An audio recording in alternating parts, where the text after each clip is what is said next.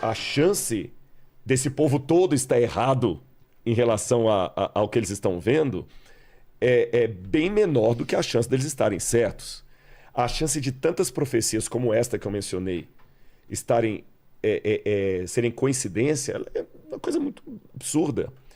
Ela é tão forte, a parte profética da Bíblia, que muitos tentaram falar que era vaticínio ex eventum, não que aquilo foi escrito depois. E hoje tem comprovação que não. O livro de Daniel, a cópia que foi encontrada em Qumran lá, mostra que o livro de Daniel não pode ter sido feito na época dos gregos, como muitos colocaram. Estudos mais recentes mostram que o aramaico de Daniel e as palavras persas de Daniel são do sexto século antes de Cristo e não do segundo século. E o curioso é que Daniel fala dos reinos que iam dominar a terra. Daniel fala até do surgimento da Europa. Fala que a Europa seria destruída no capítulo 2 de Daniel, seria construída, e ele fala que essa Europa haveria uniões de casamentos, mas que ela nunca mais se uniria. E você sabe que a Europa teve uma... Ou seja, eu ficaria mais umas 2 horas aqui dando evidências históricas, proféticas. Evidências históricas. Ainda que haja uma discussão ali, como eu falei, da datação de Jericó.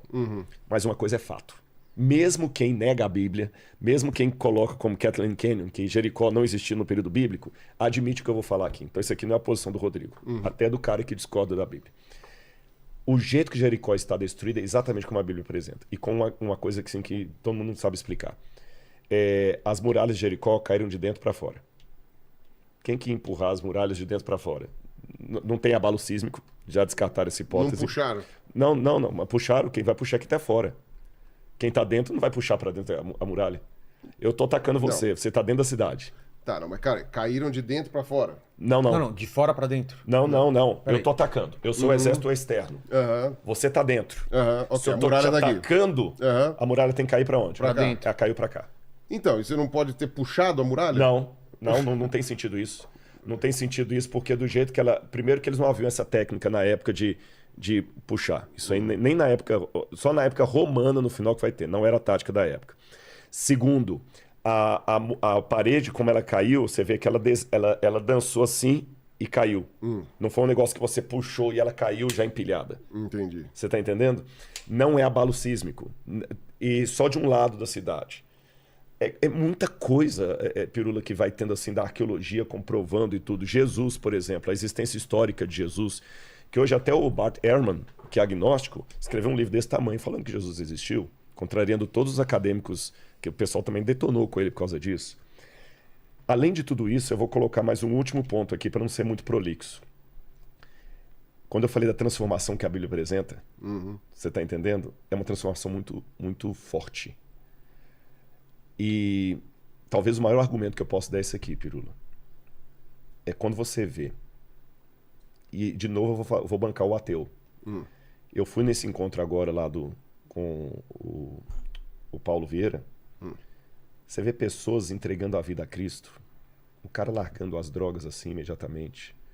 Você vê a pessoa vencendo a depressão.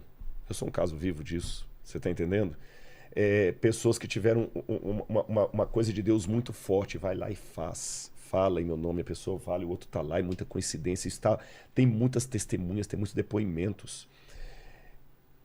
E o plano da redenção é a coisa mais linda que tem. É porque quando o pessoal faz perguntas à Bíblia, e eu estou gostando do método que você colocou, eu posso discordar de você, mas... pegando aquele princípio da coerência com o método, eu posso te falar que se você fizesse uma tese e eu fosse o seu orientador, eu te daria 10. Pela coerência e a clareza. Você foi fiel à sua metodologia. Então, permita-me usar a sua metodologia para defender o meu lado. Quando muita gente pega a Bíblia e fala, não, mas que bobagem. Porque, assim, tem contradição na Bíblia. Deus fala que ele não pode matar, mas ele mandou matar e tudo mais, tal. Os que pegam essas coisas agem com o todo da Bíblia como aqueles que você diz que agem contra a evolução. Ele não conhece a Bíblia como um todo. Se Deus é amor, por que nasce criança com leucemia? Ele não conhece o plano da redenção como um todo. Por que Cristo veio morrer? Por que eu não posso abrir mão do relato do Gênesis? Faz um sentido ele ter vindo morrer em meu lugar e ser meu Salvador. Isso é tão real, tão tátil, que olha que interessante. Essa hipótese bíblica tão absurda, tão questionável, não consegue ser destruída. por mais lógica que tenha a evolução, tudo mais, você mesmo admitiu que grande parte dos cientistas evolucionistas continuam acreditando em Deus. Muitos podem até negar o Gênesis, mas afirmam o nascimento virginal de Jesus. É uma coisa tão forte essa hipótese da redenção. Já que você falou da criação, a teoria, vou usar essa expressão. Você falou da teoria da evolução. A teoria, vou chamar desse jeito assim, a teoria da redenção. É um pressuposto tão forte que até hoje não conseguiram se livrar de Deus. Ele está aqui. E você vê que você é um cara inteligente, mas vocês, ateus, ainda são a minoria. E eu não falo isso aqui com nenhum desprezo, com um questionamento honesto. Por que os ateus não conseguem ser a maioria no mundo, sendo que eu tenho tantos argumentos fora do mundo bíblico para desmentir a Deus?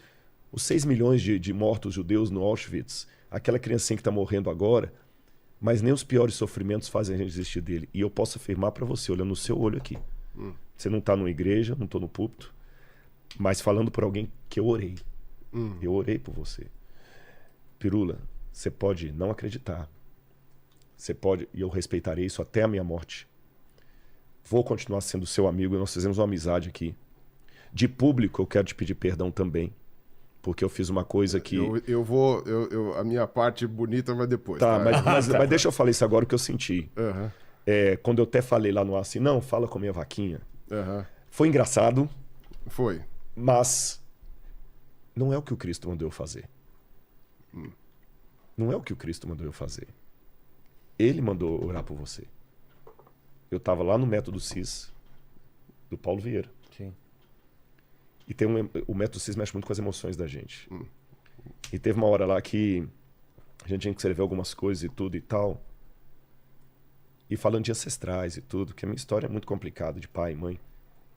E me veio assim, ora pelo Pirura. Que legal. Eu orei por você. E a prova maior que eu posso mandar no seu WhatsApp depois. Eu ri por causa da improbabilidade de eu estar... Eu posso te mandar depois no seu WhatsApp, porque ele dá pra gente lá no Método CIS um caderno que você vai anotando todas as vivências ali. Eu anotei e mostrei pra minha esposa, Pirula. Que curioso. E risquei o seu nome assim, risquei não de riscar, risquei de sublinhar. Sim. E aí, por isso que eu não quis assistir seus vídeos, porque eu falei assim, pra que eu vou querer ganhar debate? Eu quero ganhar o seu coração. E eu posso falar pra você uma coisa. Isso aqui eu não preciso de método científico, nem de Stuart Mill, nem dos acadêmicos que eu li, nem da bibliografia. Esse foi o experimento evolutivo da minha vida. Ele existe. Ele ama você. E se você der apenas uma chance para ele, Pirula, só uma chance, cara, ele pode te transformar num discípulo do amor dele para tirar um pouco desse fanatismo religioso aí de uma maneira maravilhosa. Só te peço uma coisa. Tem uma oração honesta que você pode fazer. Senhor, que tu existas. Amém. Porque se tudo que eu estou falando aqui for uma bobagem, nem eu nem você estamos perdendo nada. Não vai fazer diferença nenhuma. Agora, se o que eu estou falando é uma certeza, cara, você está perdendo muita coisa, porque a vida, Pirula, eu vou falar de vida. Você está falando de biologia? Vou falar de vida. Nós não podemos ser apenas cadáver adiado que procria. Cadáver adiado que procria. Essa é boa. Essa é boa. Eu não posso ser só isso. Você é um cara muito... Você é a imagem do Criador, cara. É muito bonito a natureza que você está contemplando. Para amanhã você morrer. E acabou tudo. Eu sei que você pode falar, não quero te convencer que você vive bem com isso. Não. Mas é muito triste saber que é só isso. Por mais que você creia que é só isso, você tem sede para que não seja só isso. Por mais que você não creia, a vontade que o céu seja uma realidade existe num ateu que reflete consigo mesmo, porque ele não quer morrer. A menos que você esteja numa depressão muito profunda, queira dar fim de sua vida, numa situação normal, você pode orar assim: eu não creio em ti, mas se o Senhor existir seria tão bom. Só isso que eu falo, com muito carinho, sem nenhuma demagogia, sem nenhuma retórica. E, Marcos, eu não sei se é a resposta que você esperava, eu não estou aqui para fazer toda uma apologética, mas eu estou para falar ao seu coração que você dê um espaço a Jesus. E repito, para finalizar, a mesma coisa que eu falei para o Sacani no Flow. O pedido que eu faço em público aqui é que o Rodrigo Silva não seja um argumento para reforçar a sua descrença. Ah, tá. Bom, não, eu ia no falar... meu comportamento, na minha atitude. Não, eu ia falar entendeu? Só que o Vilela, que você tinha razão. Tinha razão. Tá certo. Ele é do jeito que você falou que ele é mesmo. Tem falado coisa boa. Não, falei. Depois você mostra as mensagens. Falei.